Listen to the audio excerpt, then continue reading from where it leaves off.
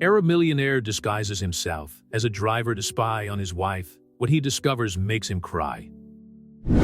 Champagne bubbled in the crystal glasses as Boston's elite gathered at the historic Fairmont Copley Plaza for yet another charity event. Merrick Hawthorne was absent-mindedly adjusting his bow tie, watching the crowd through his gray-green eyes.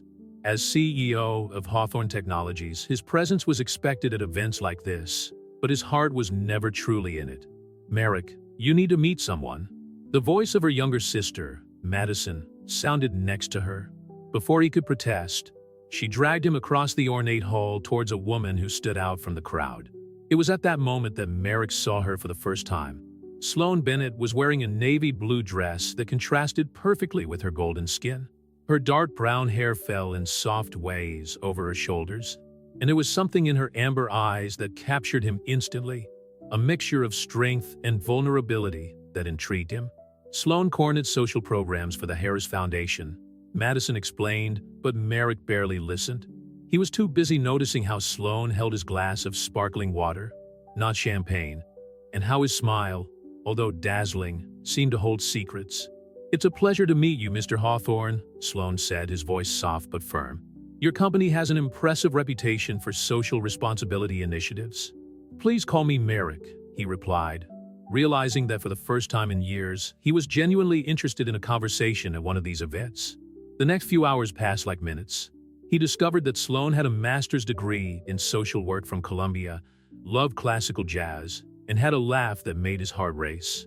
She was articulate and passionate when talking about social justice, but had a sharp sense of humor that took him by surprise. Their relationship progressed like a whirlwind. Meetings in quirky cafes on Beacon Hill, walks along the Charles River, evenings watching old movies at the Brattle Theatre in Cambridge. In just 3 months, Merrick was down on one knee at the top of the Prudential Center, with all of Boston glowing below them, asking Sloan to marry him. The wedding was intimate, just family and close friends, at a winery in Napa Valley. Sloan looked radiant in her simple but elegant dress, and Merrick felt that she had finally found her place in the world. The first few months were perfect, or so he thought.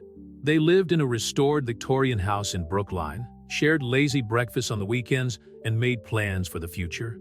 But then subtly things began to change. First there were the phone calls. Sloan started leaving the room to take phone calls, speaking in a low voice.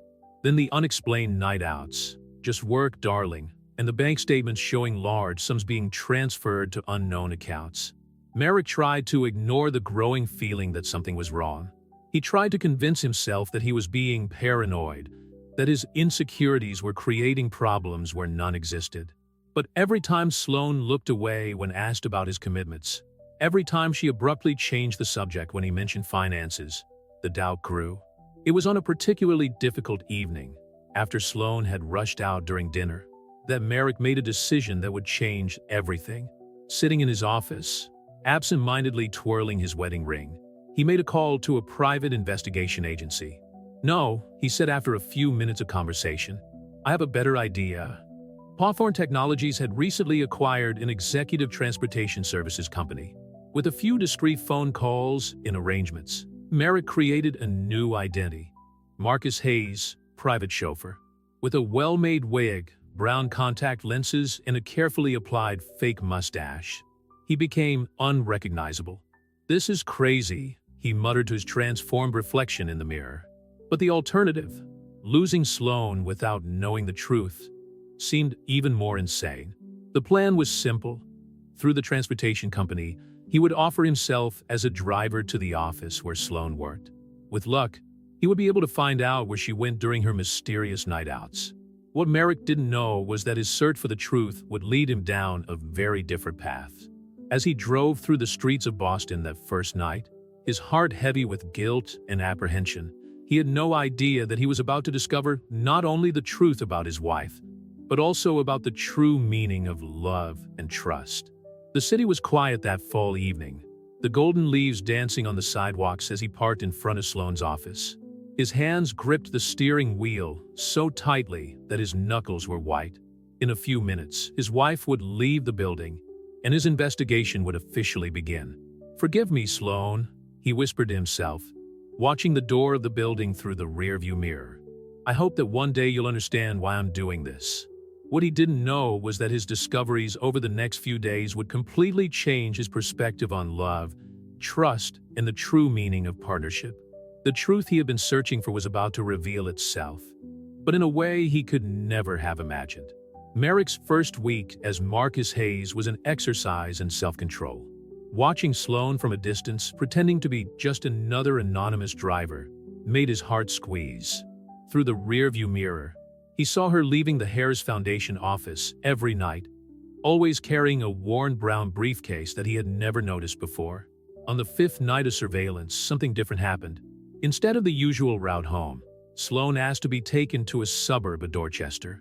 The area was not known for its security, and Merrick felt her stomach turn as she got out of the car in front of an apparently abandoned building. "I'm going to need you to wait here," she said, her voice professional and distant with the man she didn't know was her husband. "It could be a few hours." Merrick watched as she typed a code into a discreet panel next to the door. The building, which looked abandoned from the outside, showed signs of life when a soft light came on inside. Sloan disappeared through the door, leaving Merrick with her turbulent thoughts. 2 hours passed. Merrick alternated between checking her phone and observing the movement on the street, which slowed down as the night progressed. That's when he noticed a pattern. Every half hour or so, different cars pulled up in front of the building. Women, some alone, others with sleepy children in their arms, rushed in through the same door Sloan had used. Her heart raced when a dark van parked across the street. A man got out, glancing around nervously before approaching the building. Merrick instinctively reached for the compartment where he kept the gun he was licensed to carry, a habit he had kept up since taking over Hawthorne Technologies. Before he could do anything, the door to the building opened. Sloan appeared, accompanied by 2 women he didn't recognize. Something about her posture was different, stronger, more determined. She stared at the approaching man, and even from a distance, Merrick could feel the tension in the air. "This is a safe space, Mr. Peterson," Sloan's voice cut through the silence of the night. "You don't have permission to be here. If you don't leave immediately, I'll be forced to call the authorities." The man, Peterson, stepped forward, his hands clenched into fists. "You can't stop me from seeing my wife." "Actually, I can. The restraining order she has against you says exactly that." Sloan didn't back down an inch. "And I'm sure your parole officer would be very interested to know that you're violating the terms of your parole." Merrick already had his hand on the car handle, ready to intervene, when Peterson backed away, cursing softly before getting back into his van and speeding off. That night, Merrick didn't sleep. Lying next to Sloan in their king-size bed, he watched his wife's serene face and wondered how many more secrets she carried. The brown briefcase she always carried was in her office downstairs, and the temptation to investigate its contents was almost irresistible. But it was over breakfast the next day that the pieces began to fall into place. While pretending to read the paper, he watched Sloan receive a call that made her turn pale. "I'm coming right away," she said into the phone, her voice tense. "Keep her safe until I arrive." "Emergency at work," she explained quickly, kissing his cheek before leaving. "Don't expect me for lunch." Merrick waited 10 minutes before leaving as well, quickly changing from his business suit into a chauffeur's uniform in the small apartment he had rented as part of his cover. When Sloan left the Harris Foundation building an hour later, he was already waiting. The destination this time was a hospital in Cambridge. Through the rearview mirror, he saw silent tears streaming down his wife's face as she read something on her phone. His fingers instinctively clenched the steering wheel. Every fiber of his being wanted to comfort her, to tell her that he was there, that he could help. But Marcus Hayes, the driver, just kept his eyes on the road. At the hospital, Sloan disappeared for hours. When she finally returned to the car, her eyes were red, but there was a renewed determination in her countenance. She made several calls on the way back, using terms like safe haven and court protection. It was only when she parked in front of her office that Merrick realized she was holding her breath. Sloan hesitated before getting out of the car, as if he wanted to say something. For a terrible moment, he feared that she had recognized him. "Thank you for your discretion," she finally said. "This job sometimes demands more than we'd like to give." Merrick just nodded, unable to trust his own voice. As he watched his wife enter the building, a new understanding began to form in his mind. The secret phone calls, the mysterious exits, the bank transfers. It was all starting to make terrible sense. The question now was, what would he do with this information? And more importantly, how could he go on pretending to be just a chauffeur when every discovery made him fall even more in love with his wife? As morning broke over Boston, Merrick was in his private office in the Hawthorne Technologies penthouse, reviewing the notes he had made during his missions as Marcus Hayes. In a week of observation, he had mapped out a pattern in Sloane's activities that intrigued him more and more. Mr. Hawthorne, his assistant Rachel, interrupted his thoughts. "I found the information you requested on the Harris Foundation." Merrick took the folder she offered, his heart racing at the sight of the familiar logo. Over the last few days, in addition to his role as driver, he had started a parallel investigation into Sloane's work. "One more thing." Rachel hesitated at the door. "Your wife called. She said she won't be able to make it to the charity dinner tonight. Something about an emergency at work." Merrick nodded, dismissing Rachel. Of course there would be an emergency. There always was. But now, for the first time, he was beginning to understand the true weight of these emergencies. Leafing through the documents, Merritt discovered that the Harris Foundation had significantly expanded its operations in the last 6 months, coincidentally, since Sloane had started working there. What caught his attention most was a series of recently acquired properties in different Boston neighborhoods, all registered under different names. His phone vibrated, a notification from the tracking app he had installed in the car he used as Marcus. Sloane had requested a ride. He quickly put his documents away and headed for the small apartment where he kept his cover. 20 minutes later, he was parked in front of the foundation building. Sloane got into the car, looking more tired than usual. Her hands were shaking slightly as she held the phone. "To Beth Israel Medical Center, please," she instructed, her voice tense. During the drive, Merrick watched through the rearview mirror as she made several calls. Speaking in codes she was now beginning to decipher. Violet meant an emergency situation. Safe Nest was clearly a reference to the shelters. At the hospital, Sloane disappeared for almost 2 hours. When she returned, she wasn't alone. A young woman accompanied her, holding a baby in her arms. Her face was marked by bruises barely disguised by makeup. "Marcus," Sloane addressed him kindly, "could you take us to the address I'm about to give you? And would it be possible to keep this out of the official records?" "Of course, ma'am," Merrick replied, his heart breaking as he saw the fear in the young mother's eyes. The drive took them to one of the addresses Merrick had discovered earlier in the Foundation's documents. The building looked like an old converted hotel, with discreetly positioned security cameras and a sophisticated entry system. While waiting in the car, Merrick watched Sloane guide the woman and her baby inside. Through the windows, he could see other women inside, some with children, all of whom seemed to find comfort and safety in that space. Back behind the wheel, his hands gripped the steering wheel tightly. How could he not have noticed before? The signs were all there. The late-night phone calls, the sudden departures, the bank transfers. They weren't signs of betrayal, but of compassion. That evening, when he finally returned home as Merrick, he found Sloane in his office, leaning over piles of documents. As he approached, he noticed that they were court forms for protection orders. "Rough day?" he asked softly, placing a cup of tea beside him. Sloane looked at him with a tired smile. "It's always hard, but it's worth it." "You've never told me much about your work," he commented, taking a seat next to her. For a moment, Sloane seemed to hesitate. "There are things I can't share, Merrick. Not for lack of trust, but for security," he added, finally understanding. "Exactly." She took his hand, squeezing it gently. "Sometimes I wonder if it's unfair to you, keeping so many secrets." Merritt felt the weight of his own guilt at the thought of his disguise. Sometimes secrets are necessary to protect something greater than ourselves. Sloane looked at him curiously, as if she noticed something different in his voice. Before he could say anything, his phone rang. Yet another emergency.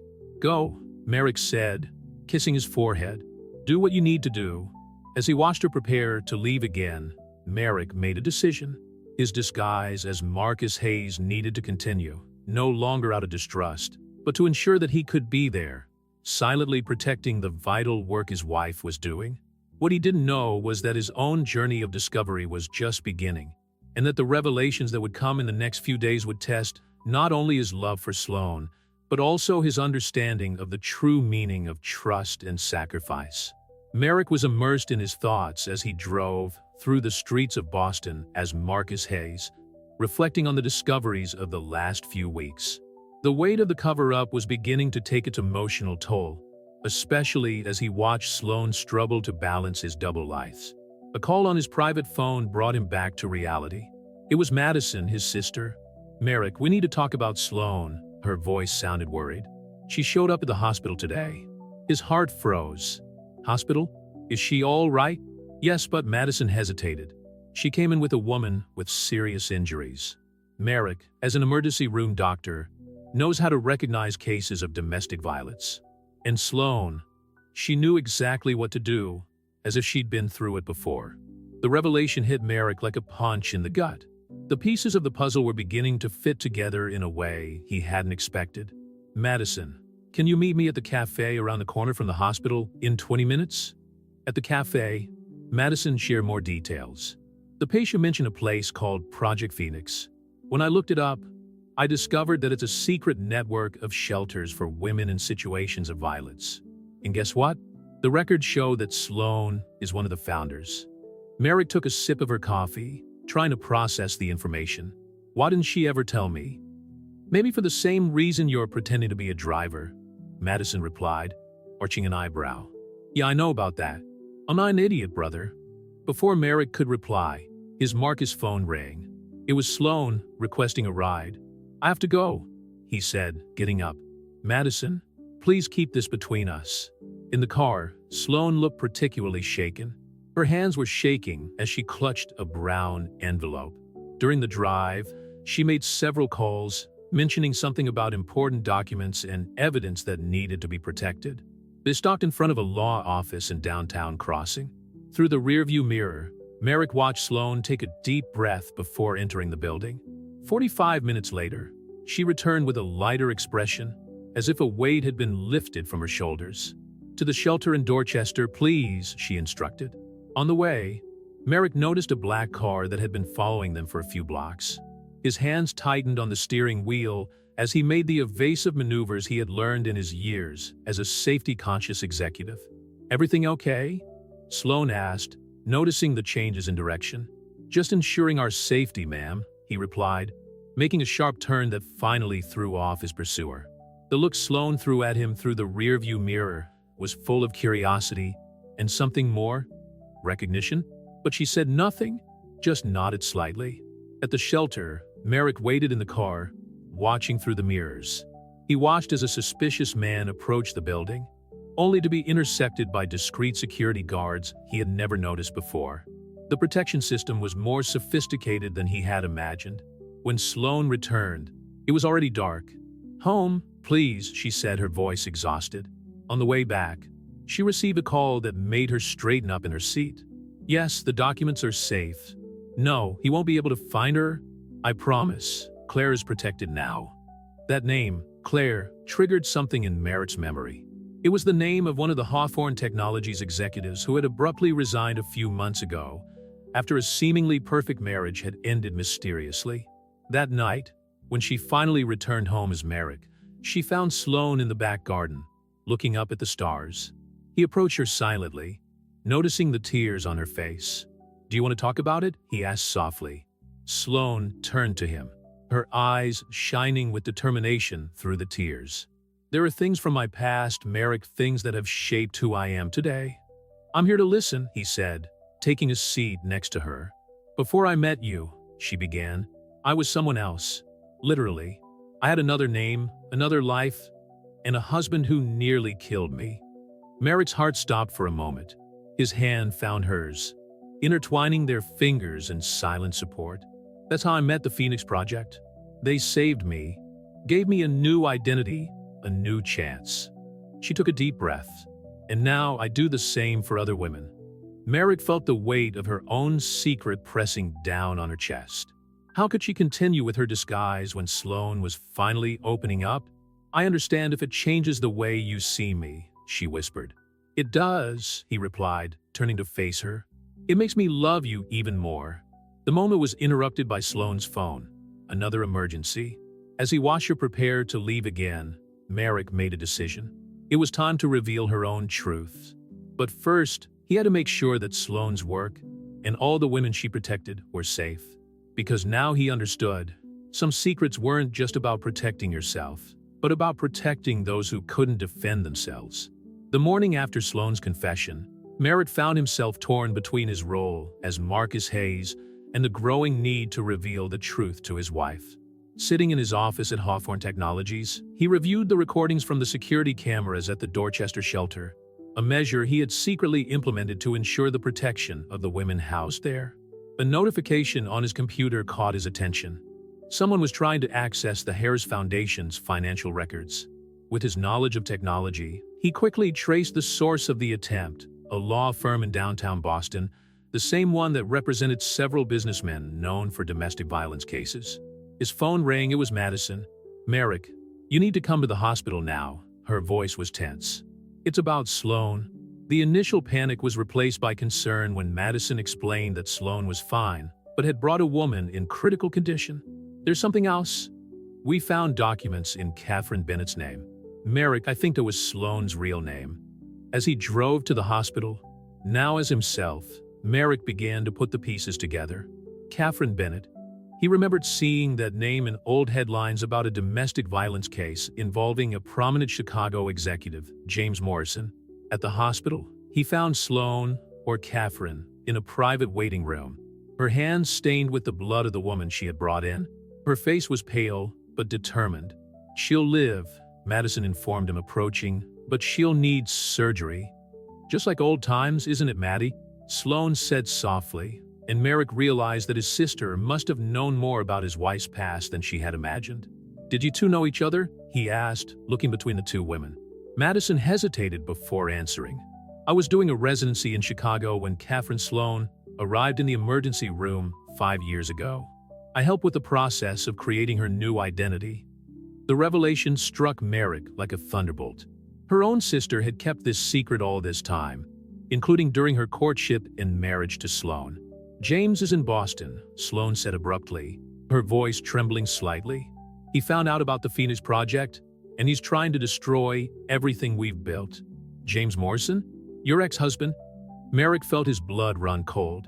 "He bought the law firm that's trying to access our records," Sloane continued.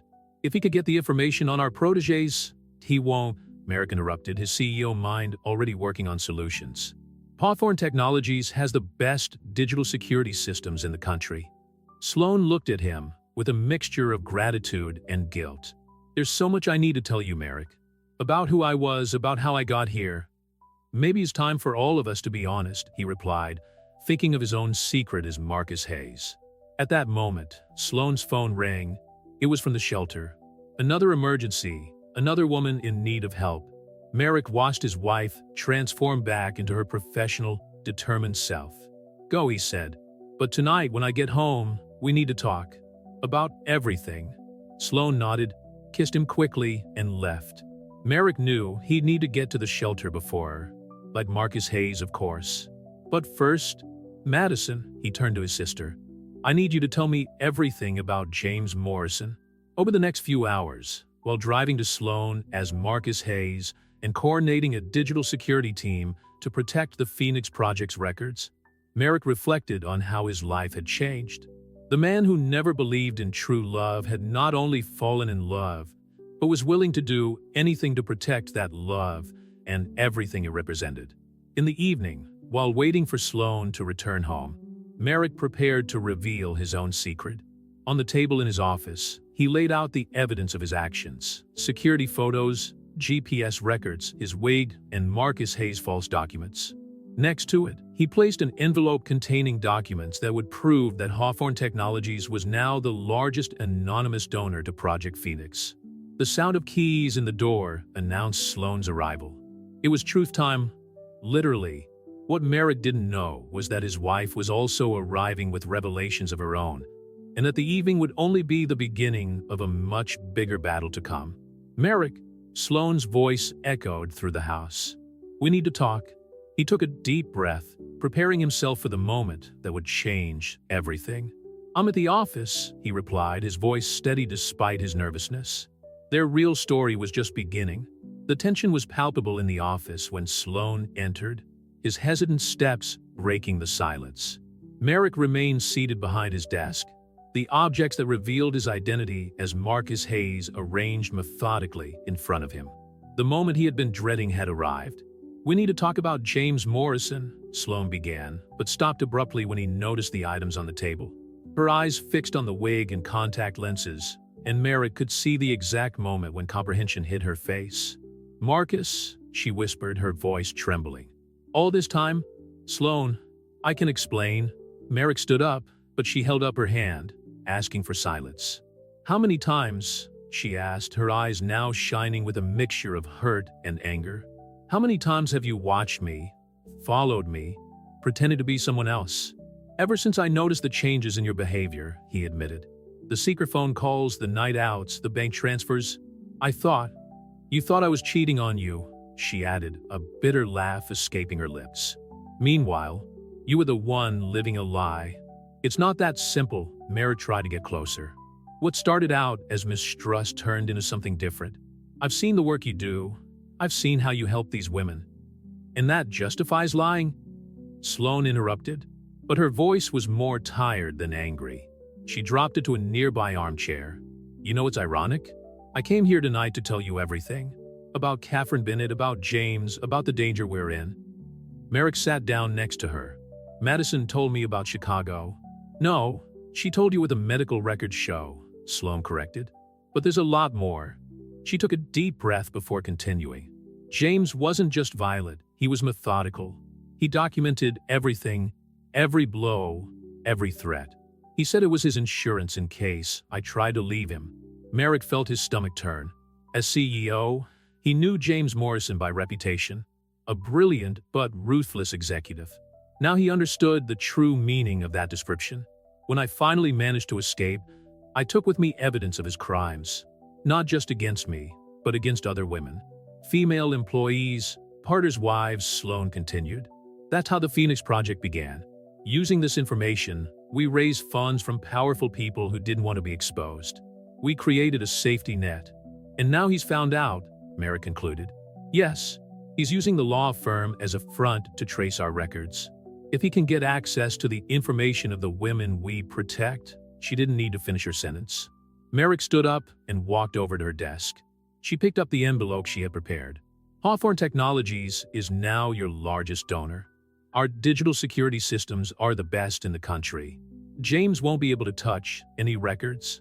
Sloan took the envelope, his hands shaking slightly. "Why?" "Because I love you," he replied simply. "The Marcus Hayes cover showed me not only who you are, but who I want to be, a man worthy of the work you do." Before Sloan could reply, his phone rang. It was from the shelter in Dorchester. Her expression changed instantly as she listened to the message. "James is there," she said, getting up hastily. "He's found Claire." "I'm not letting you go alone," Merrick declared, grabbing her keys. "I can't risk him seeing you," Sloan argued. "If he finds out who you are, the whole system we've set up." "Then Marcus Hayes will take you," he replied, reaching for his wig. "But Merrick Hawthorne will make sure that James Morrison never hurts anyone again." In the car, while driving through the dark streets of Boston, Merrick watched Sloan through the rearview mirror. She was making quick calls, mobilizing a protection network he had never imagined existed. Lawyers, policemen, doctors, all ready to act on her command. "Why didn't you ever tell me?" he asked softly. "For the same reason you created Marcus Hayes," she replied. "Sometimes secrets protect those we love." When they arrived at the shelter, they saw James Morrison standing at the entrance, surrounded by security guards. Claire was safe inside the building, but the threat he posed was greater than his physical presence. "He has documents," Sloan explained quickly. "Evidence against powerful people who support us. If he exposes, he won't," Merrick said, picking up his phone. As CEO of Hawthorne Technologies, he also had his own secrets and connections. The night was just beginning, and the battle ahead would test not only his love, but also his ability to protect everything Sloan had built. The real test of trust was just beginning. The confrontation at the Dorchester shelter was about to become a turning point for everyone involved. James Morrison, with his impeccable $3,000 suit and calculated smile, seemed out of place in that modest neighborhood.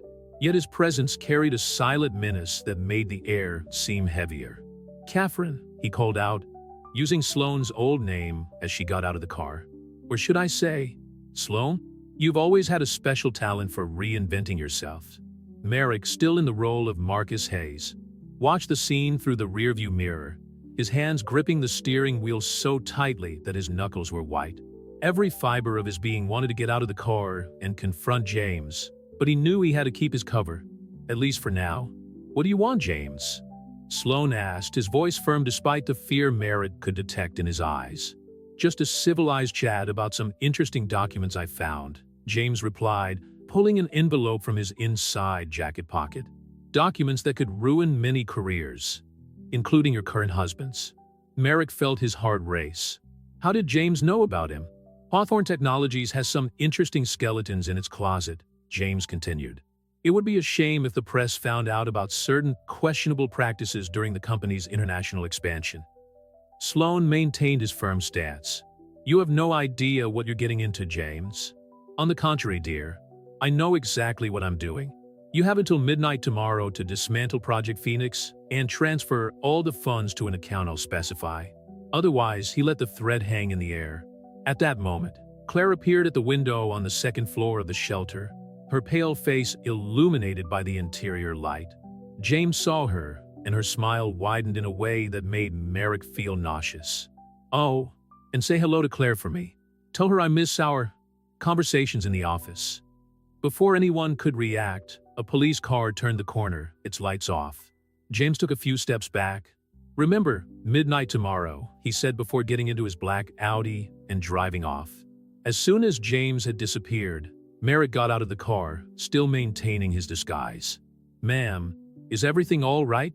Sloane looked at him with a mixture of gratitude and concern. "We need to go home, Marcus." Now, during the journey, Sloane made several calls, his voice alternating between tones of command and desperation. Merrick could feel her world crumbling, and the weight of her own secrets became increasingly unbearable. When they got home, Merrick quickly threw off his disguise and found Sloane in his office, surrounded by papers and with his laptop open. "He's bluffing," Merrick said, entering the room. "Hawthorne Technologies has nothing to hide." "Are you sure?" Sloane asked, her eyes meeting his. "Because James Morrison doesn't make empty threats." Merrick sat down next to her, taking her hand. "What exactly does he have?" "Documents about contracts in Asia, something about brides and employees in poor conditions." She hesitated. "Merrick, I swear I didn't know about this when we met." "Because it doesn't exist," he affirmed. 3 years ago, when I took over the company after my father's death, I did a complete cleanup. Every contract, every negotiation was reviewed and corrected. But the documents, they're fake," Merrick added. "James is playing on our fears. He has nothing against Hawthorne Technologies, but he knows that the threat would be enough to destabilize us." A glimmer of hope appeared in Sloane's eyes. "Then we can—" Her phone rang, interrupting her train of thought. It was Claire. "He's here again." Claire's shaky voice sounded over the speakerphone. "With men, they're trying to get in." Merrick was already on his feet, reaching for his keys. "Call the police," he instructed. "I'll activate our security team." "There's no time," Sloane said, also getting up. "The women, the children, then we'll go together," Merrick declared. "No disguises, no secrets. It's time for James Morrison to find out who he's really fighting." In the car, as they sped back to Dorchester, Merrick made several phone calls. As CEO of Hawthorne Technologies, he had resources that James probably hadn't expected. "Madison," he called his sister through the car's Bluetooth. "I need you to activate the emergency protocol at the hospital. We could have several women and children needing shelter in the next few hours." "Already done," Madison replied. "And Merrick, be careful." Sloane looked at her husband with new understanding. The man she thought she knew was revealing layers of strength and determination she had never imagined. "Why are you doing all this?" she asked softly. Merrick took her hand, squeezing it gently. "Because some battles are worth fighting. And because you taught me that true love isn't just about romance. It's about standing by someone when the world seems to fall apart. As they approached the shelter, they could see the lights of several police cars illuminating the night. The battle that was about to begin would change their lives forever. But for the first time since their secrets came to light, both Merrick and Sloan felt truly united. Together, Merrick asked, stopping the car. Together, Sloan replied, her voice firm and determined. The night was just beginning, and with it, a new phase of their story was about to unfold. The shelter in Dorchester was surrounded by police cars when Merrick and Sloan arrived. James Morrison and his men had forced their way in through the east side of the building, where an emergency door had been broken down. The screams and cries of children echoed through the night, sending shivers down Merrick's spine. "We got 15 women and 9 children inside," Sloan quickly informed Sergeant Thompson, a police officer Merrick recognized as part of the Phoenix Project's secret network of supporters. "Claire is on the second floor with 3 other women who testified against their attackers last week." "My men are in place," Thompson replied, "but Morrison has powerful connections. We've already had 3 calls from the mayor's office trying to get us to back down." Merrick picked up his phone, quickly typing a message. Within seconds, the reply arrived. "The mayor won't be a problem anymore," he said. "I'll just send some interesting information to the press about his own indiscretions." Sloan looked at her husband with a mixture of surprise and admiration.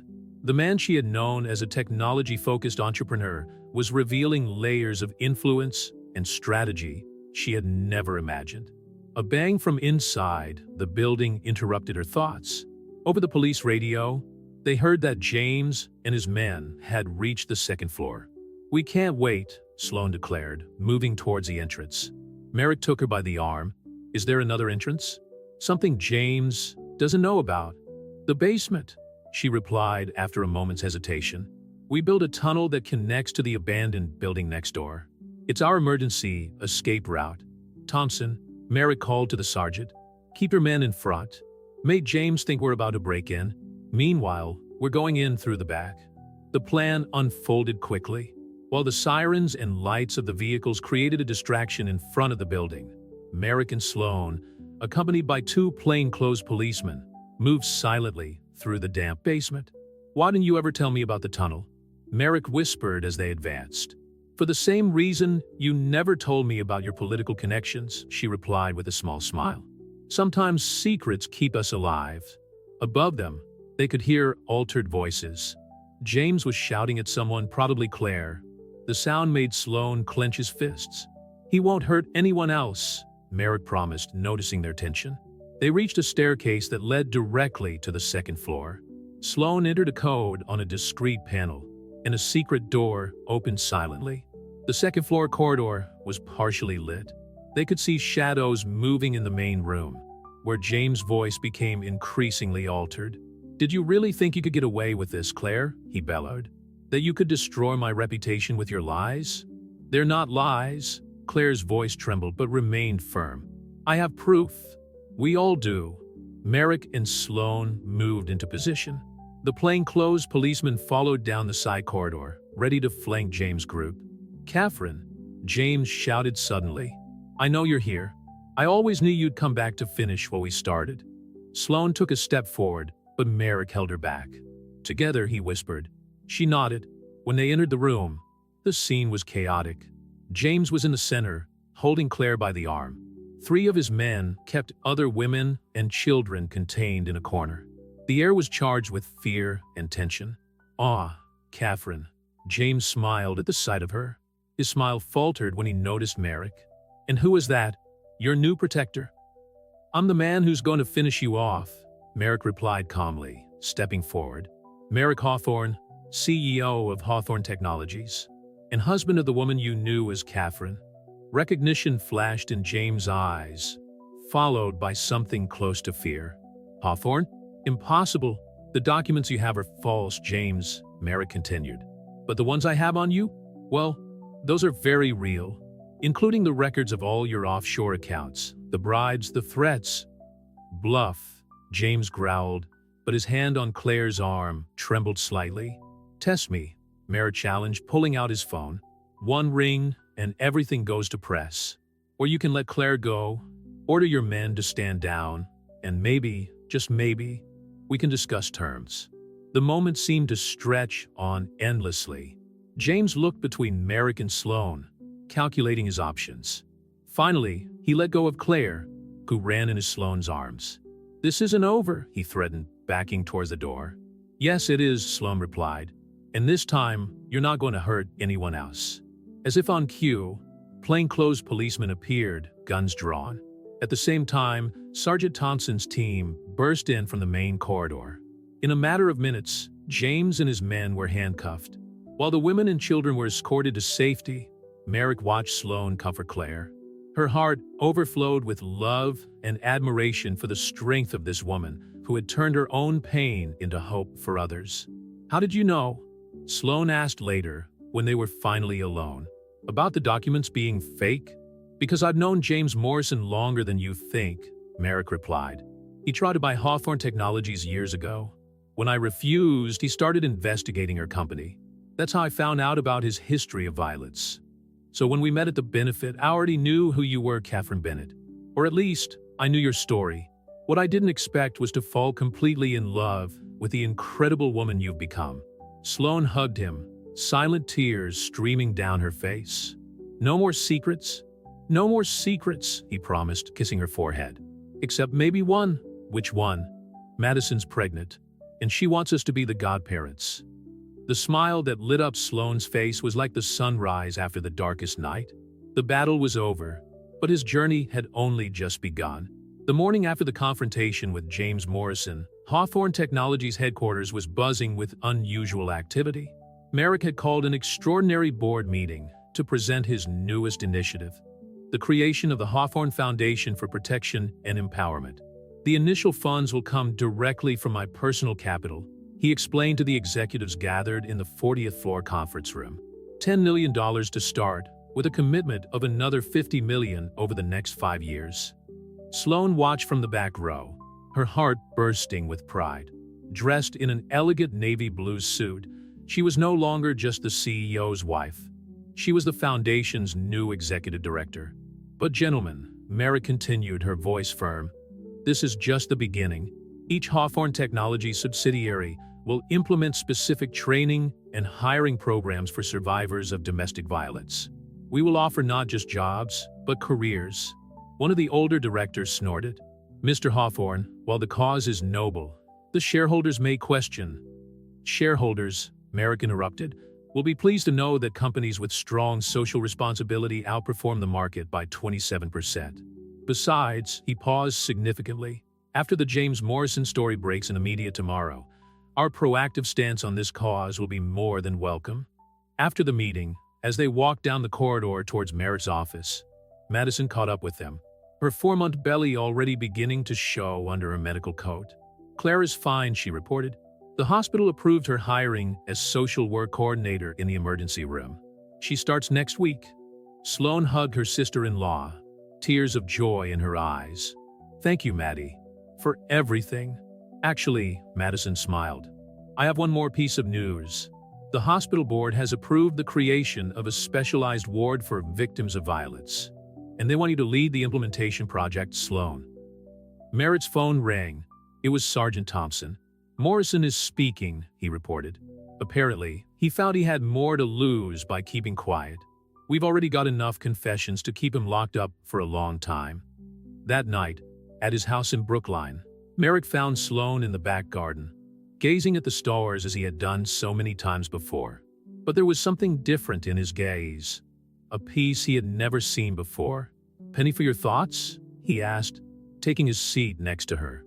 "I was thinking about Catherine Bennett," she replied softly. "How she died scared and alone in that hospital in Chicago, and how Sloane Hawthorne was born from the ashes of that tragedy." Merrick took her hand, intertwining his fingers with hers. Catherine didn't die alone. She had Madison by her side, and Sloane, well, she'll never be alone again. "You know what's funny?" She turned to face him. "When we met at that benefit, I was planning to leave Boston. The Phoenix Project was facing financial difficulties, and Chicago seemed to be calling me back to settle scores with my past. And now I realize that sometimes we need to go back in order to move forward. But not alone. She smiled. By the way, Marcus Hayes is going to miss driving for me. Merrick laughed.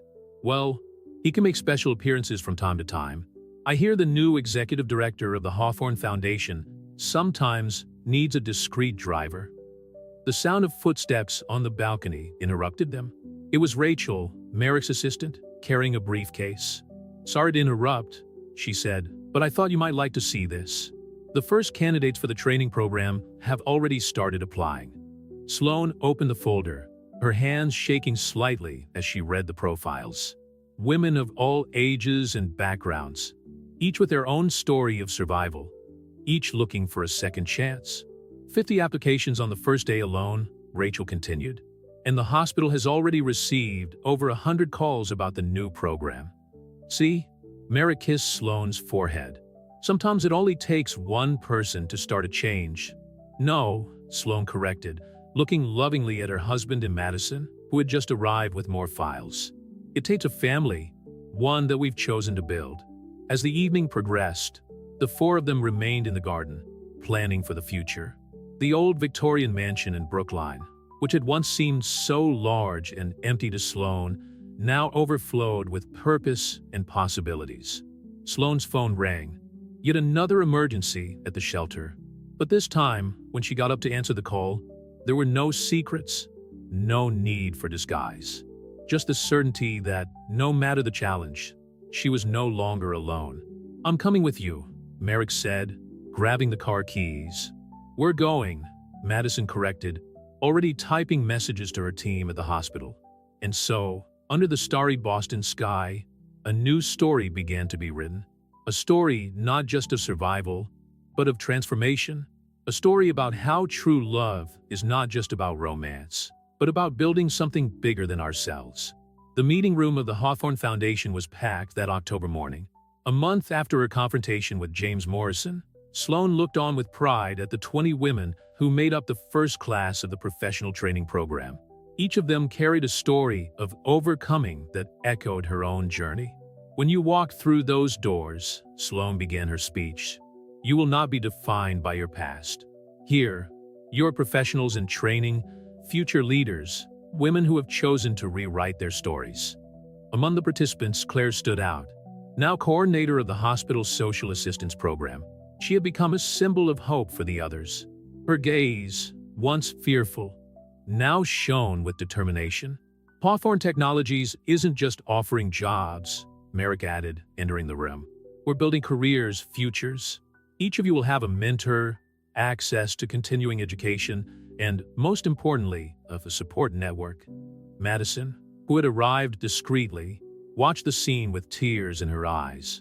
Her pregnancy was now more evident, and she unconsciously stroked her belly as she listened to her brother speak. The presentation was interrupted by Rachel, who rushed in with a tablet in her hands. Mr. Hawthorne, we need you. The press are here. Outside the building, a small crowd of reporters gathered. The James Morrison story had broken that morning, and with it, revelations about a network of corporate abuse that stretched across several prestigious companies. Mr. Hawthorne, a CNN reporter chimed in. How do you respond to the allegations that the foundation is just a marketing ploy? Merrick was about to answer when Sloane stepped forward. Let me tell you a story, she said, her voice firm. 5 years ago, a woman called Catherine Bennett died in a hospital in Chicago. Or so the world believed. In fact, she was reborn, turned her pain into purpose, and stands before you today as Sloane Hawthorne. A stunned silence overtook the crowd. Cameras clicked frantically as Sloane continued her narrative. The Hawthorne Foundation is not about marketing. It's about transformation.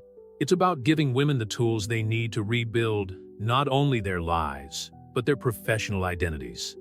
Back inside the building, Claire led the program participants on a tour of the facilities. The old corporate floor had been transformed into a modern training center with classrooms, technology labs, and even a nursery.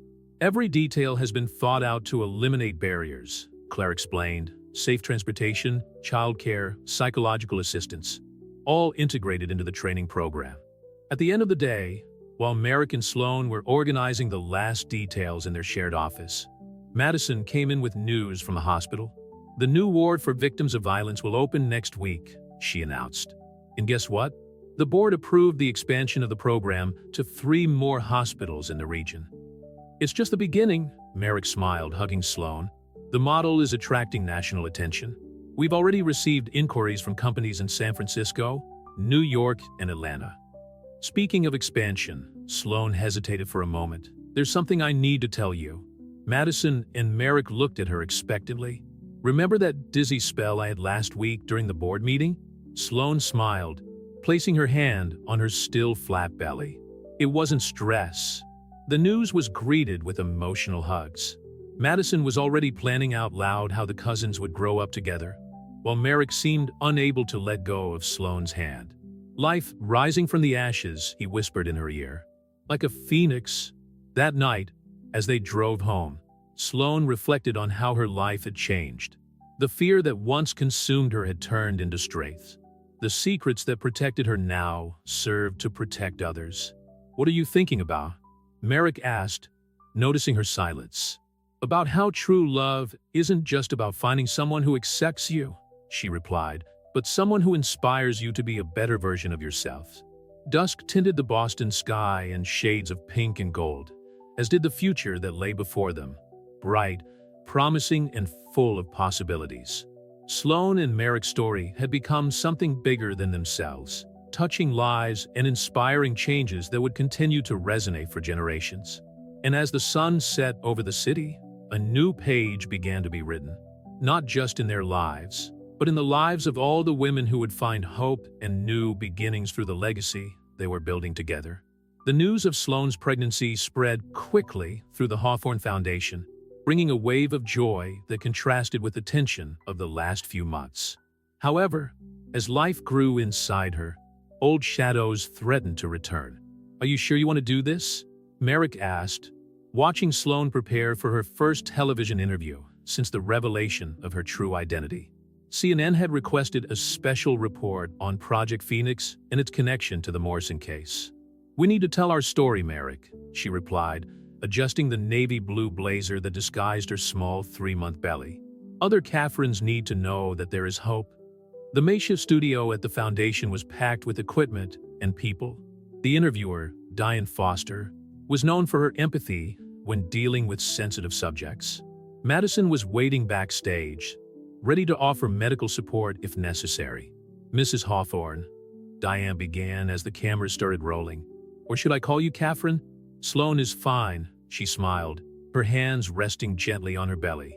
"Catherine Bennett taught me how to survive, but Sloan Hawthorne taught me how to live." The interview flowed naturally, touching on the transformation of the Phoenix Project into the Hawthorne Foundation and the impact on the lives of the participants. Claire, now the program coordinator, joined them to share her own journey. "The hardest thing," Claire explained, "is believing that we deserve a second chance. The foundation not only offers us professional opportunities, but helps us rebuild our self-esteem." While the interview was taking place, Merrick received an urgent message on his phone. James Morrison's wife had contacted him, asking for a private meeting, something about documents that James had hidden. "Mrs. Morrison is here," Rachel whispered, approaching him backstage. "She seems quite agitated." In a secluded conference room, Victoria Morrison was waiting. Her reddened eyes and trembling hands revealed a sleepless night. "I found this in James' office," she said, pushing a USB stick across the table. The contents were explosive. Years of records detailing a network of corporate abuse that extended far beyond James Morrison. Powerful names, respected companies, all connected by a pattern of violence and silencing. "Why are you handing this over to us?" Merrick asked, studying the face of the woman in front of him. "Because I have a story to tell too," Victoria replied, pulling up the sleeve of her jacket to reveal old scars. "And because maybe it's time other Victorias found their voice." In the interview room, Sloan was discussing the foundation's expansion plans when she felt suddenly dizzy. Madison immediately rushed her aside as the cameras were turned off. "Just low blood pressure," Madison assured her after a quick examination. "But no more interviews for today." In the hallway, Merrick found his wife resting on a sofa. "We have a new development," he said, taking a seat next to her and explaining about Victoria and the documents. It changes everything, Sloane muttered, her mind already working through the implications. It's not just about James or a few isolated companies. It's an entire system that needs to be exposed and transformed. And that's exactly why we need to be even more careful, Merrick warned, his hand resting protectively on Sloane's stomach. These people are powerful, and they won't hesitate to retaliate. That night, as they drove home, a fine rain fell over Boston. The reflection of the city lights in the puddles created an almost hypnotic spectacle. Sloane looked out of the window, lost in thought. "What are you thinking about?" Merrick asked, noticing her contemplative silence. "About how one choice can change everything," she replied. "When I decided to leave Chicago, I was just trying to survive. I didn't imagine that I would find not only a new love, but a greater purpose." At home, they found Madison waiting with news from the hospital. The new specialized ward was surpassing all expectations, with a demand 3 times higher than expected. "And there's more," Madison smiled, stroking her own 5-month belly. Today's ultrasound revealed it's twins. The celebration that followed was interrupted by a phone call from Rachel. Victoria Morrison had agreed to testify publicly, but needed immediate protection. Her testimony could trigger a federal investigation that would shake the foundations of the corporate world. "Use the Phoenix Protocol," Sloane instructed, referring to the protection system he had developed over the years. "And schedule a meeting with our legal team for first thing in the morning." As they prepared for bed, Merrick watched Sloane organizing documents on his laptop. The soft light of the lamp highlighted the determined glint in his eyes. "You know what's amazing?" he commented, taking a seat next to her on the bed.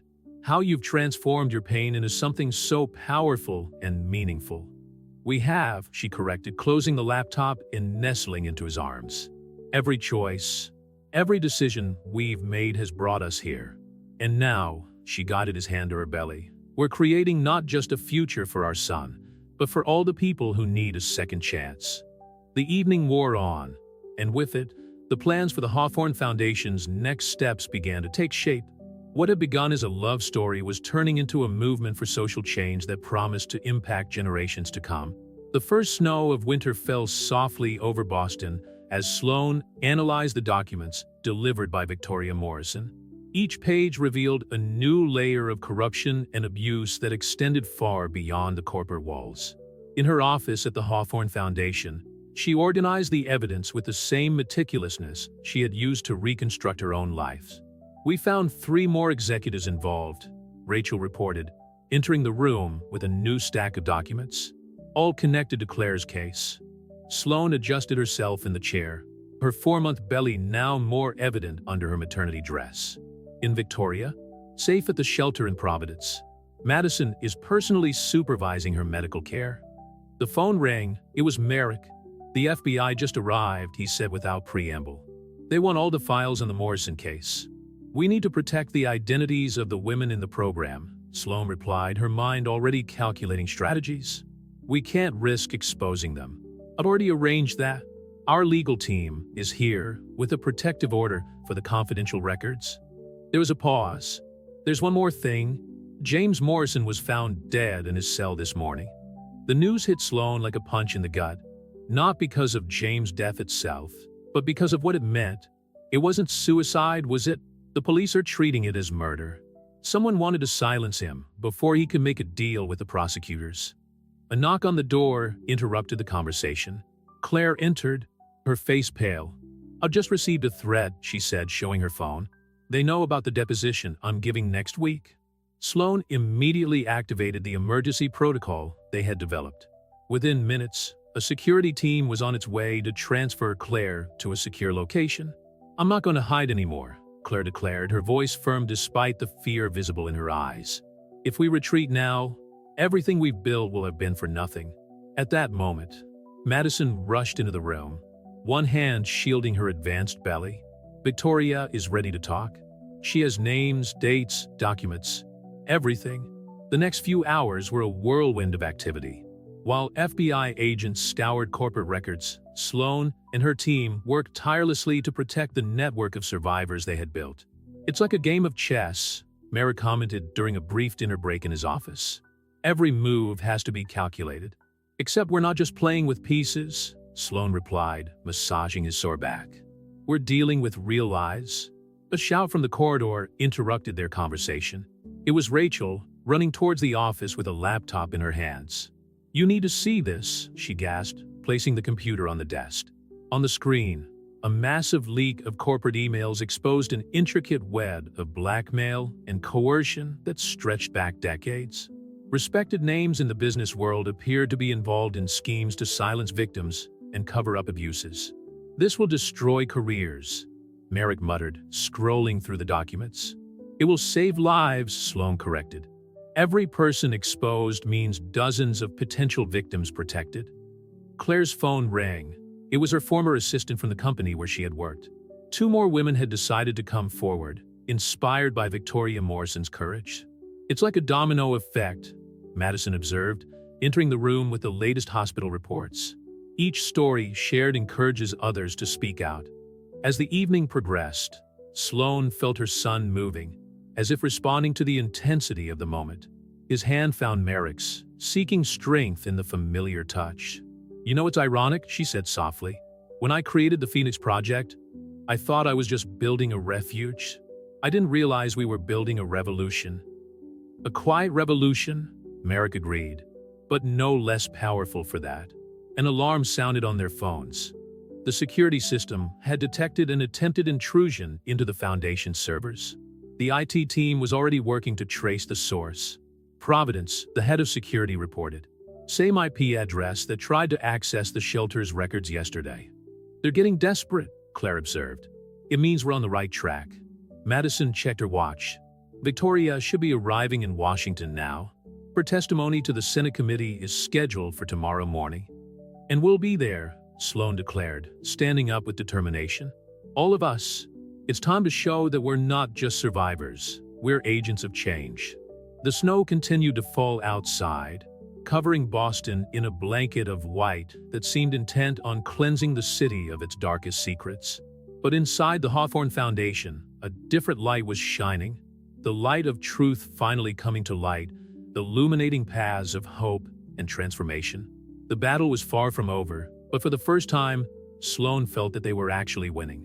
Not just against their individual attackers, but against the very system that had protected them for so long. Victoria Morrison's testimony to the Senate committee in Washington, D.C. was broadcast live on all the screens of the Hawthorne Foundation. Sloan, now 5 months pregnant, watched with a mixture of pride and apprehension as Victoria, with a firm voice, unraveled years of systematic abuse in the largest American corporations. The system wasn't just broken, Victoria declared, her words echoing through the silent hall. It was deliberately designed to protect the perpetrators and silence the victims. Merrick gently squeezed Sloan's hand as they watched the testimony.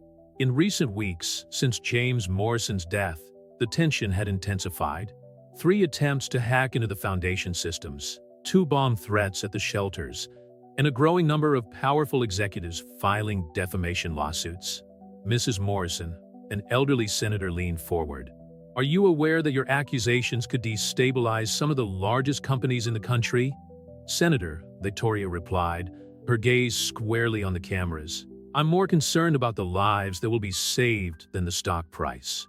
A buzz went through the room as Victoria began to present documents detailing a network of offshore accounts used to pay for hush agreements. Names of respected CEOs, federal judges, and even a governor appeared on the transactions. We need to beef up security at the shelter in Providence, Claire whispered, approaching with her tablet. We've just received 3 more women connected to the Berkshire Investments case. Madison, who was following everything from her wheelchair, a medical precaution due to her advanced twin pregnancy, was making frantic notes. The hospital has seen a 300% increase in reported cases since we started publicizing the hotline. The transmission was suddenly interrupted by Rachel, who rushed into the room. An attempt to hack into the main server. It's different for the other times. They're using a protocol that could only come from inside. Merrick was already on his feet, his fingers flying over the keyboard of his laptop. They're trying to access the full witness list, he muttered, his brows furrowed in concentration. And the IP. comes from the Capitol itself. Someone in the government, Sloan concluded, his hand instinctively protecting his stomach. Someone who does allow Victoria to finish her statement. The next few minutes were absolutely tense. While Merrick and his IT team worked to contain the invasion, Sloan coordinated with the security teams in the shelters, ensuring that each witness was protected. "We did it," Merrick finally announced. "We've traced the source, Assistant Attorney General Robert Lancaster's office." The name dropped like a bomb in the room. Lancaster was known for his hardline stance against corporate crime, but Victoria's documents linked him to a series of suspicious deals with companies under investigation. "That explains why so many investigations have been dropped in recent years," Claire commented, her voice bitter at the revelation. The Senate broadcast returned, showing Victoria even more determined. "I have here," she announced, lifting a red folder, evidence of how the judicial system itself has been compromised. Before she could continue, the lights in the foundation building flickered on and off. The screens went black. "Emergency generators," Merrick ordered, but Rachel was already shaking her head. "They've also been compromised. This is no ordinary failure. It's a coordinated attack." In the dark, Sloan felt his son moving restlessly. A decade ago, when she was fleeing Chicago as Catherine Bennett, she had learned that fear could be paralyzing or transformative. Now, she was choosing the second option. "Rachel, activate the shadow protocol," she instructed. "Claire, start transferring the witnesses to the secondary shelters.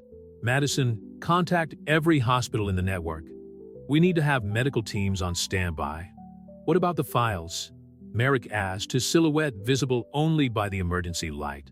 "They're already safe," Sloan smiled, "even in the darkness.